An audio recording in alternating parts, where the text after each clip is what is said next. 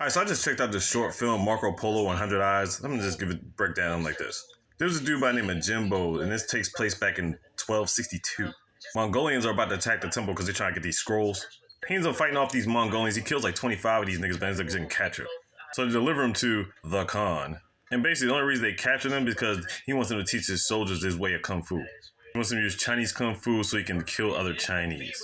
Obviously, Jimbo ain't trying to do that shit. So the Khan's basically going to force him to do it. They take him to this dungeon, right? And it's like 7 other dudes. And he puts him against this Bobo-looking dude, right? But then he blindfolds him. Keep in mind, he still got the shackles on. All you see is other soldiers outside. You hear screaming or whatever like that. One of the soldiers comes in. Jimbo done killed all these niggas and broke out the shackles. I'm like, what the fuck? So he's like jogging away from the temple or whatever like that. But then these niggas and horses are trying to surround him or whatever like that. He basically gets surrounded and goes back to the jail again.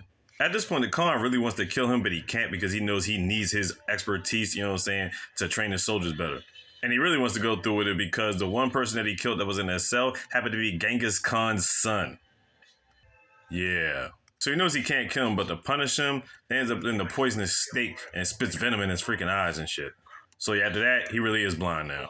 So it gets to the point he's in his cell and he's like doing all these type of techniques and he's trying to learn how to do it now because he's blindfolded. So it takes him a little minute. After some time, he gets his techniques down and get it popping. And it gets to the point where he meets up with Khan again. And at this point, now he's willing to go along with it to train people. But he also needs him to train somebody else. Ends up being his son.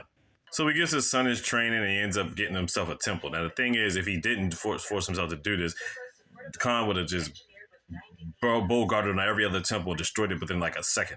And honestly, that's pretty much the short film for real.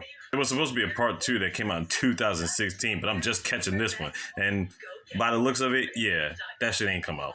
So I guess the reason why it's called 100 Eyes is because he got blinded, but then he was able to see other things outside of it or whatever. I guess it made his mind that much sharper, you know what I'm saying, considering he's doing all of his normal techniques and doing extra stuff to, you know, perfect it. Wiser beyond his years or some shit like that, right? Marco Polo 100 Eyes on Netflix. Check it out.